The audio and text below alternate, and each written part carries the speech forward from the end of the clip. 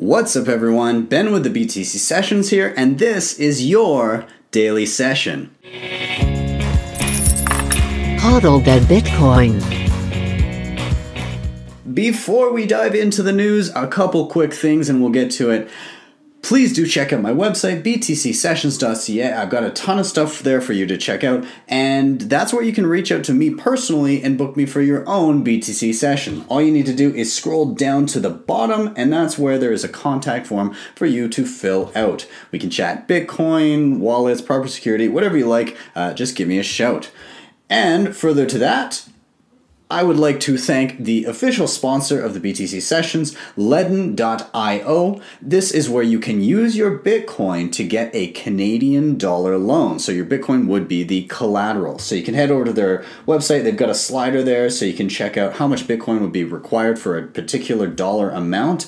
And yeah, this is basically if you need dollars, you don't want to sell your Bitcoin because you're worried it's going to go up in value. Well, this is a way you can get your hands on dollars without having to do that. So I do highly recommend you check them out. And if you click the link down below, they've got a deal right now where if you end up actually going through with a loan, you get a $50 worth of Bitcoin credit on your account. So really cool there. Anyways, check them out. I will have links for those for you down below. And with that, let's dive into what was interesting to me today. Now, this is a fun little experiment here. This was sent to me by Adam Meister. Now I'm going to be on Adam Meister, the Bitcoin Meister show, I believe this Friday. So be sure to check that out. I think it's going to be around 3 p.m., but I will be posting that on my Twitter and Facebook and all that. So be sure to check it out. It's always a fun time when we check out This Week in Bitcoin with Adam Meister. But he sent me this link, and we may be talking about this on the Friday show as well, but this is whatisbitcoin.com, and they talk about the 210,000 block HODL theory.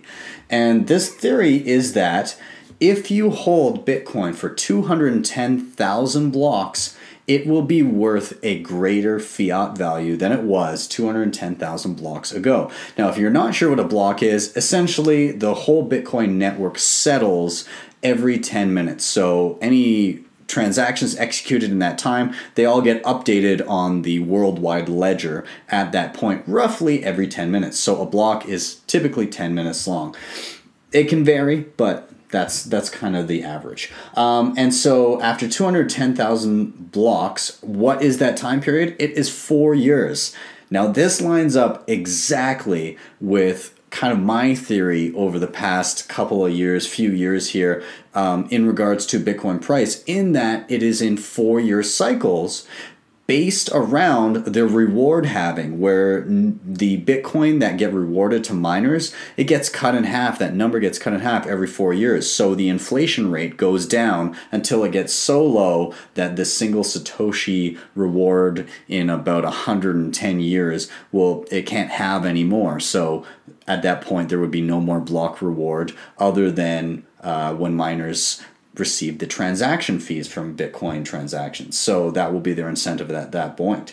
But yeah, essentially, this is saying that if you hold your Bitcoin for 210,000 blocks, that it will be worth more, or the theory holds that it will be worth more than it was at the time of that original transaction when you received it.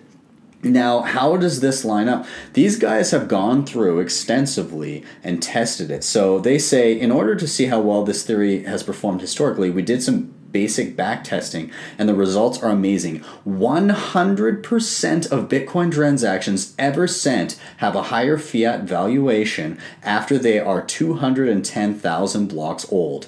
Every single transaction.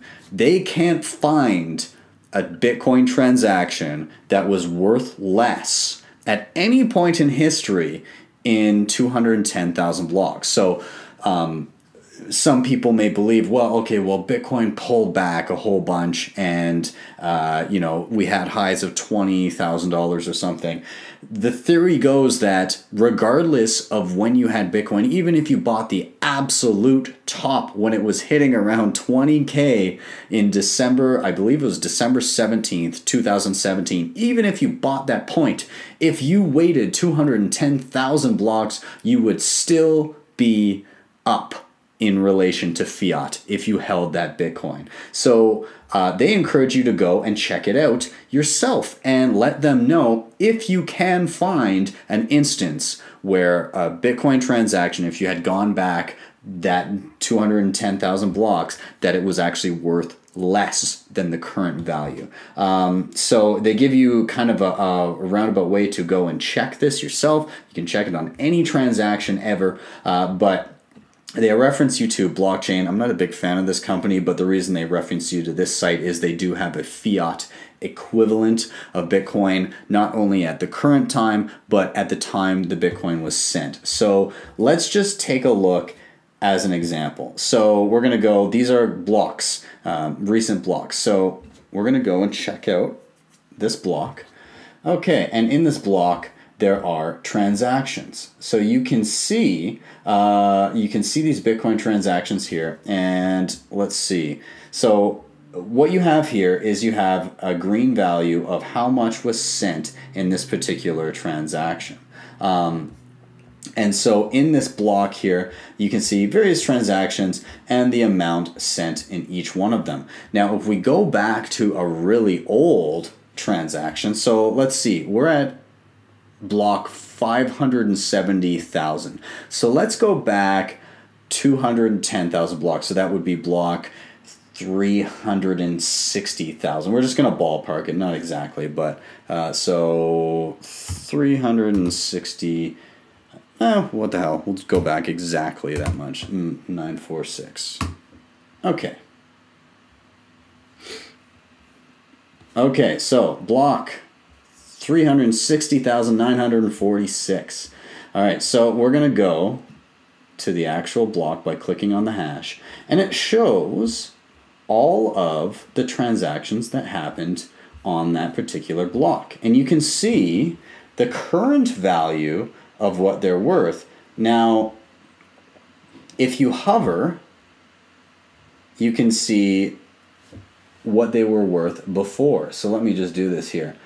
Okay, take a look. So this transaction in particular, let's go to this one. A few down. Let's go to like a regular single address to single address. Okay, so this transaction, it looks like it was for around $1,700. But if I hover here, back when it was sent, there we go. Back when it was sent, it was actually $77. $77 to $1,700. Let's go through a few more. So this person sent a transaction, and it looks like, so when Bitcoin is sent, it goes to an address, and then one of them is probably the change coming back to them. So this person, the total amount that was sent here was around $101,000. Well, how much was that back then? It was, come on, hover. It was $4,500. $4,500, 100,000 nowadays. So this just kind of shows you with that long time preference, and it's not even that long, 4 years, come on. $4,000 into $100,000. And it just, you go down the line and you see $260,000 was 11.7 at the time.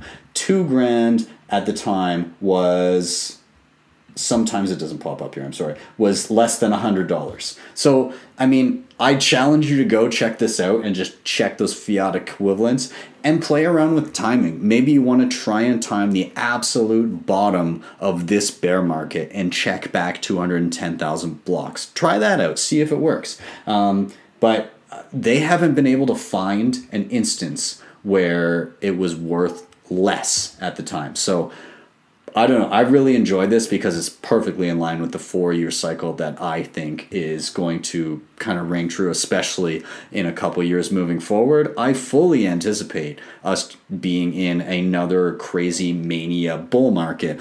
Time will tell. I could be wrong, obviously. Anybody could be wrong with their predictions, but this is kind of how I see it. And looking back, I see that cycle happening again and again. I think we're in for it again. So I guess we'll see. Anyways, we're going to move on. Interesting news out of China. And I'm kidding, because it's not interesting at all, because they've done this a million times before. They're banning more stuff to do with Bitcoin. If you haven't been around a super long time, China's banned Bitcoin like 800 million times. And I mean, I'm exaggerating, but they've banned Bitcoin a lot of times, and then nothing happens. And then it comes back, and then nobody cares. So they can ban it all they want. But essentially, this one, they've done kind of an inquiry. There's going to be a consultation period on this, but they've essentially zeroed in on industries that are undesirable, and one of them would be Bitcoin mining. And so what they're going to be doing after they list these sectors that will be encouraged, restricted, and eliminated, Bitcoin mining was listed, and the consultation period right now for public input goes until May 7th, at which point an official policy will be put forward. Now, some are seeing this as good news because it will mean further decentralization of Bitcoin mining. A common criticism of Bitcoin is that mining is very, very centralized in China, and that it needs to be spread out everywhere. And if there was a major mining ban, then essentially that would crush mining in China, and it would they would have to go to other areas. Companies in China would have to go elsewhere, and the companies that are already mining outside of China would get a greater market share, and it would kind of be interspersed a little bit better. Now, I do somewhat carry this sentiment. It's good to have decentralized mining, but also when you look at the way that the metrics are come to as far as what's centralized, you could have a mining pool that is centered in China, but a mining pool itself where people pool their computing power into a single entity and they split the rewards, so it's a little bit more predictable in what your rewards are going to be for Bitcoin mining. All of those miners in a particular mining pool, even if it's based in China, are not in China. So I could go and join the Bitmain mining pool or slush pool or whatever mining pool, and I could be anywhere in the world. I'm just volunteering my computing power and putting it towards that particular pool. At any point, I can decide to pull my support for that pool and back up a different pool. So mining is already much more decentralized than the data itself kind of shows, because it's made up of individuals that have decided to go with a particular mining pool.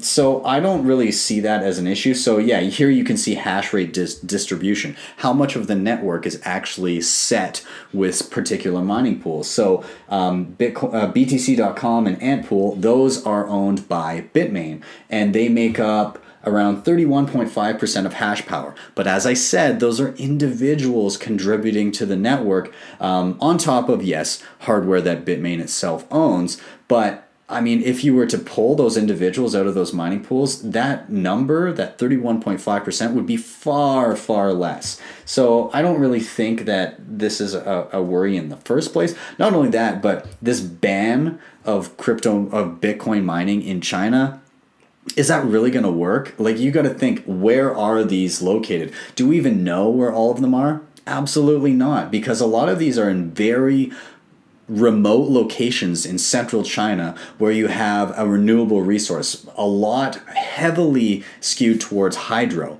So you have hydro, you have dams, things like that, where they can't even get the energy out. So normally you would essentially collect the power for whatever's needed, the small town nearby, but anything extra beyond that is wasted because you can't sell it. You can't send it to the grid because there is no grid to send it to because you're so remote. So essentially they just stop collecting the power. Well, what if you could just be collecting all the time and you could be putting that mining, I guess that electricity towards mining Bitcoin? Well, that's what they're doing. And so what happens with that? Well, I mean, if they figure that Bitcoin mining is happening in a particular location, sure, authorities could go there and could say, hey, no, not allowed, shutting you down. But the authorities that go there, they're susceptible to bribes as well. So my guess would be that in this instance, you would just have more bribery taking place and people would be paid off. Some might get shut down, but I very much doubt that it's going to have too much of an impact when it comes to mining. It just might be a little bit more difficult for those miners to then sell their Bitcoin for Chinese yuan, perhaps, and get it into the banking system. They'll have to go and sell it through other means, which could mean further decentralization in the way that they can't go to state, I guess anything that the state has given a thumbs up to. They've got to find alternative solutions. And hey, great, now we have better solutions for selling your Bitcoin. So anyways, that's my hot take on China banning Bitcoin mining or potentially banning it. Yeah, it's really going to have no impact whatsoever in the long run, I think. Let's move on. Okay, oh yes, Mt. Gox. Those of you not in the know, Mt. Gox was despite Quadriga CX taking a lot of headlines lately, Mt. Gox was the most infamous case of a Bitcoin exchange essentially being hacked and going bankrupt and imploding on itself. And so in this case, there is a group of Mt. Gox creditors, people that are owed money by Mt. Gox through this litigation.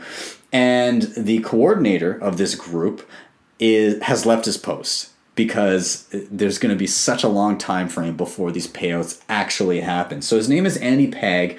He's the coordinator of Mt. Gox Legal, or MGL, and this is the largest group of creditors of the now defunct Bitcoin exchange Mt. Gox. So he represents around 1,000 people, or creditors. It could be groups of people, or corporations, or whatever. Their claims reportedly total more than around 125,000 Bitcoin, which is $649 million at the time of this article. Now, Mt. Gox was famously, it imploded on itself, and a reported 850,000 Bitcoin were lost at the time. At the time, it was 460 million, but now, currently, that is worth $4.2 billion. That's how much was lost. That's how massive this hack was. And I mean, at the time, 460 million sounded like a lot, but over $4 billion.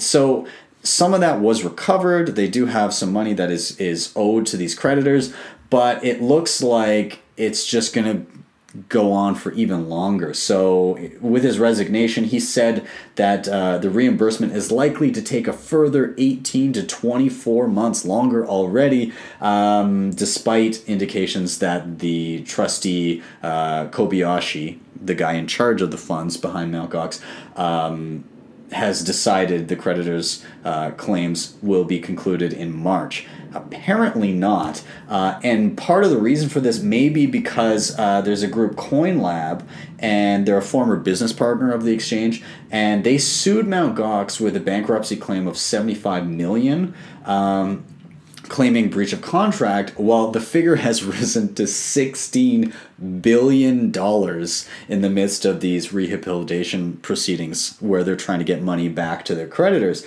So it seems that Kobayashi confirmed with Peg that he would be delaying the civil rehabilitation claim and giving money back to the creditors until the CoinLab case is settled. And so that means not just the assessment, but however many rounds of litigation that it goes through. So essentially, it's just going to be hell waiting for all of this to happen. And this guy wants no part of it. So he sold his stake and he's out, and somebody else is going to take the helm. So, yeah, not great for the creditors from Mt. Gox, from that implosion. They're going to be waiting around long. But hey, if you look back, though, at our first story here, this 210,000 block hodl, well, this is they weren't